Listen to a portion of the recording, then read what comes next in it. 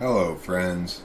It is I, Questo Enrico, also known as Host Eric of the YouTube channel Talking with Fantasy People. This video is for Chris Dodson and his wife, Grateful for Disney. They brought up a lot of interesting things in the live chat last night that I didn't really get into. And partially it was because I was somewhat thrown by the surprise presence of Rachel's ex-boyfriend, Billy. So, and somebody who was apparently there as a wingman of his, or I suspect was there with him, Stony, whatever. So they kind of threw me for a loop a little bit during the live stream last night. I had to kind of pull myself away from it, smoke a cigarette, and be like, okay, what the fuck am I gonna do? How am I dealing with this shit? Anyway, it went fine. I just sort of rolled as usual, and everything went fine.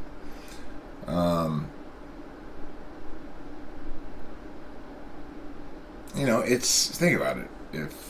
If you were in my place and you were live streaming and shit was going down, real time live, somebody's dropping hints that they know Rachel and you're not quite sure who it is, and you've only been going out with her for a couple of months or whatever. Think about it. It would be stressful, and it was immediately stressful, but I just had to process through some FI, I guess, and I relaxed a bit. I mean, the thing is, the advantage I have is I've been doing this for a long time, and the other advantage I have is I'm an ENTP. So, I talked to Rachel more about that guy after the live stream, obviously, last night and this morning. Sounds like he's probably an ENFJ. That's my guess. Alright. That's not on topic at all. Sorry, Chris. Sorry, Chris's wife. I don't want... The point is, that's what I did yesterday, was allow that other thing to distract me from the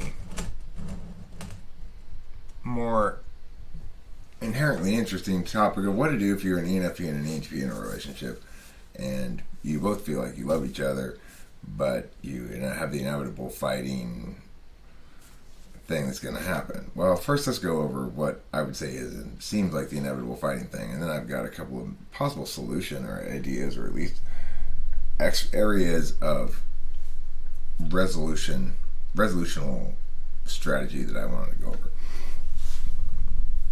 So the problem is, of course, half the time ENTP and ENFP are going to feel like they are soulmates, and the other half the time they're going to feel like they are enemies. And the reason is, if you get two NE-DOMs together and they're not engaging their tool functions, which is certainly possible. So an NE-DOM can engage just on any SI, any SE, without really engaging their tool function at all. In other words, if I'm making a bunch of jokes, I'm not really using TI. Same thing with an ENFP. And if we're making up a poem together, not really using TI or FI. But the problem is, when there comes a point in dispute, the tool function then really comes into play. You're no longer just playing together with extroverted intuition. Now you have a problem that needs to be resolved. And naturally, you each go to your tool functions. If they're in agreement about something, then fine, it doesn't say a problem long. But if they're in disagreement about something, there's little way out of it, because they are mutually exclusive of each other in that regard. And TI will say, here are some words that mean specific things, and consistencies and inconsistencies will allow us to adjudicate this matter decisively and determinedly. And the FI user will say, no, things are more complicated than that. You're being so black and white. In fact, there are lots of nuanced feelings involved, and just because I said that doesn't mean I meant exactly what you say those words mean. I meant what I meant, and I just used those words to try to approximate what I meant and what I mean is different than what I say. So that's going to cause a lot of problems for the ENTP, who will basically have a position of, it is not okay for you to mean something other than what you say. So this is going to cause endless amount of fighting. The ENFP is going to be like, it's not okay for you to prioritize words and definitions and black and white thinking over the authentic, nuanced, unique realities of each individual human being or something.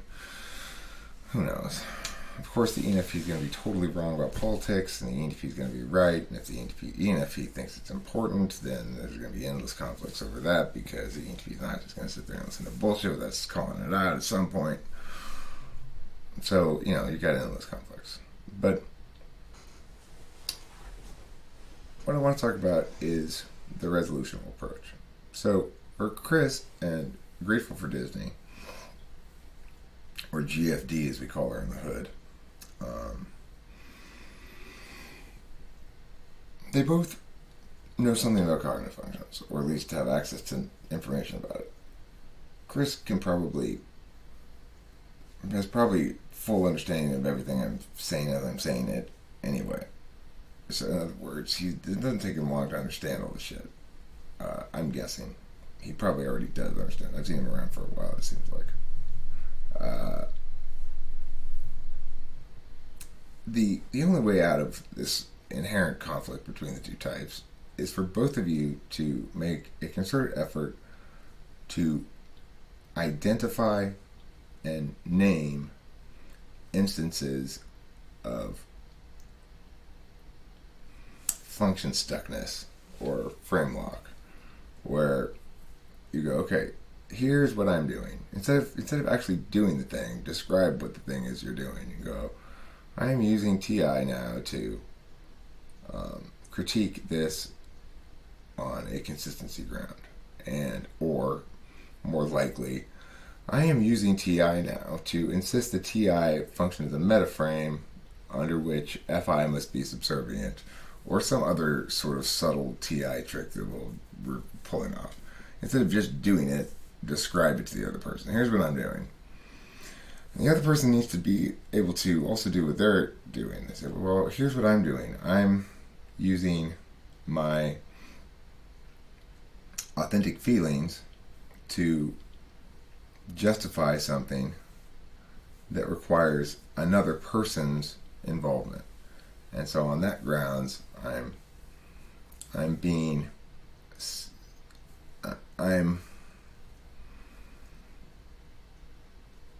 expecting communicative legitimacy when I haven't earned it.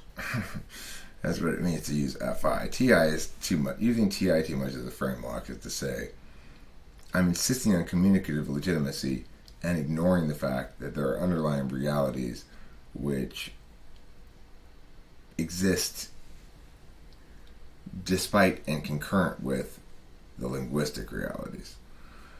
So ENFP is an odd one also because ENFP is accustomed to taking metaphysical action. They're used to the currency of the metaphysical realm, which is NI. It's ignoring. They value it, the truth. But it's important to remember the truth is not the same thing as the logically consistent or the deductively valid or whatever. The truth has a synergistic quality to it, which makes it almost deductively invalid. And the other thing about NI is it's about determinateness and relevance. That which is most determinate to a question is that which is the most weighted factor in the determination of it. For example, of these three things, eye-to-hand coordination, height, and weight. Height is most determinate in the question of who's going to be a good basketball player. It doesn't mean it is always determinate, but it's the most weighted determinant factor. So that's just to explain what I mean by that. When there's a single factor that's completely determinate, then a question is very easily resolved with NI. For example, I have scurvy. Which should I eat? The orange or the CBAS? Well, the answer is the orange, because the determinant factor is you need vitamin C, and CBAS doesn't have any, whereas oranges do, even though CBAS has the word C in it. Okay, continuing forward before I lose my train of thought here. If you're able to understand the limitations of your own default tool function frame, and TI's limitations are they don't want things undefined. If you have TI as a tool function, you don't want anything undefined. You want all the words defined, and you want them to mean what they say, and you want to be able to accuse people of lying when they contradict themselves later. And you want to eliminate as much of the gray as possible, so that the actual reality and the communicable reality are the same. TI is about communicable legitimacy, ultimately, that which is argumentationally defensible. And to be argumentationally defensible, it has to be consistent with that which is widely accepted as true, and that which is also considered logical, a bunch of other complicated interactions with ideas. But the point is that TI ultimately is about mechanical soundness on within conditionality and even ordinality on the representational ecosystem or the metaphysical plane. And so that's what its natural expression is. Okay, I'm getting a little sidetracked here. So for the FI user, its inherent value, or its worth, preciousness is a good word for it. What is precious to the FI user? If the FI user is going to be justifying things on the grounds of preciousness, that also includes put yourself in the other person's shoes and see how they'd feel, and see how you'd feel if you were experiencing what you're doing to them, for example. One of the reasons why ENTPs yell at people is we're FI polar. We do not habitually put ourselves in the other person's shoes. We put ourselves in the universal shoes. Namely, is this behavior universally legitimized? Is it legitimate to universally? Is it universally legitimate to critique this sort of behavior, or is it not universally legitimate? If there are a lot of particular elements to something, like the reason this is wrong is because it's things specific to you, like well, you're a Boy Scout and Boy Scouts say this, so you shouldn't do that. That's the sort of things that when you start adding more and more particulars in your qualifying things, that I start getting annoyed by. In other words, in that point you're arguing that within the node too much. You're not arguing the frame enough, and you're getting bogged down in details. It seems like to me, And for an FI person, those particulars are what really matters, especially NEFI. NEFI has this understanding of value of an individual human being as being unique to that individual human being, and that constantly runs afoul of the NTP inclination that whatever the value of each unique human being, the obligations and expectations ought to be the same or universal.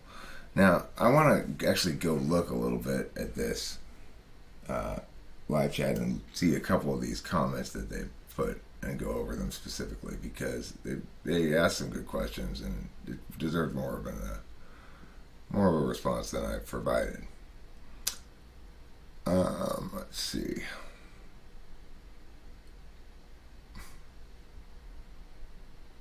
Okay, FE is the accuracy of the facts. Okay, that's TI though. See, this is what a TI polar person is going to think. They're going to mistake TI for everything else. So, how do I start a disagreement with an FE? My FI wants to be direct. The problem is not FE here, it's TI. Your FI can be direct, but your FI needs to be defensible if it's going to be satisfying for the TI person. In other words, you can tell me directly that I've done something wrong or that I pissed you off or any other number of things. But then you have to actually have good reasons for that, or else I'll say, well, then you're just being arbitrary. I mean, it's like, let's say every day you call me short stack for some reason. Because one time I ordered a short stack of pancakes and you thought that was funny. And you call it to me in a teasing way, like as though I don't have much of an appetite, eat like a bird or something, and be like, whoa, don't eat so much there, short stack.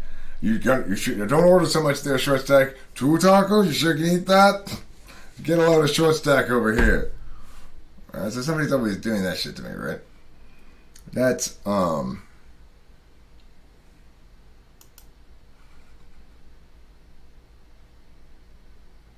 where is that thing I was reading?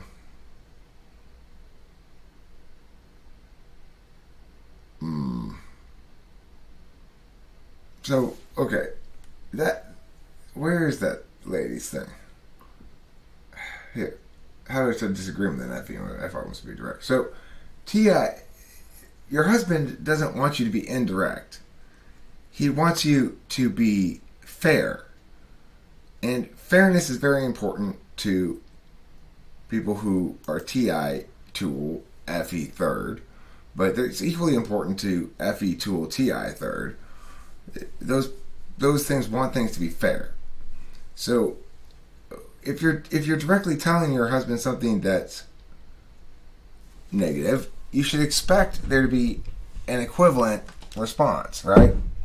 He's actually trying to help. Why did I put that down there? Because it was I don't know why. Oh, Eric. You know, he wants to turn your feelings into something that can be negotiated. All right, well, you feel bad about this, so how about you do this to make me feel bad, and then we'll be even. We'll be fine. But you don't want to do that. You want to go like feelings, and then he's gonna go like, okay, so is that fair to me, or are you just venting, or are you just being negative, or what the fuck? Are you trying to be fair? Do you care? You're gonna be like, see, an FE again. Here's an FE person. That's not FE, that's TI. You're polar to it, so you don't recognize it for what it is. I'm sure Chris can handle plenty of FE insensitivity. He probably can't handle FI insensitivity very well. If you're actually hurting his feelings, then you've got a problem. If you're weaponizing your FI tool, you got a problem. For sure, the relationship's gonna have problems. Because you're hitting him in his polar, and there's nothing you can do about it, and he's just gonna sit there, and eventually he'll try to win all the battles, is what will happen. I mean, if you're hitting him in his polar, he'll work hard to try to win all the battles, even if there are battles he never makes any progress on.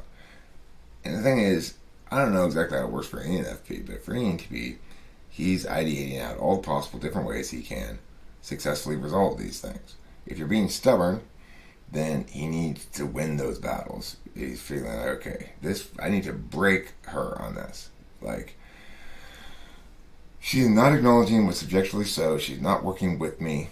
She's not being cooperative. She's being stubborn and FI, and she's not looking for a fair conclusion. She's being stubborn. She's being stuck to this one thing that she holds as highly valuable, or weighted more than it ought to be, and she can't justify that weighting at all with any sort of rationales.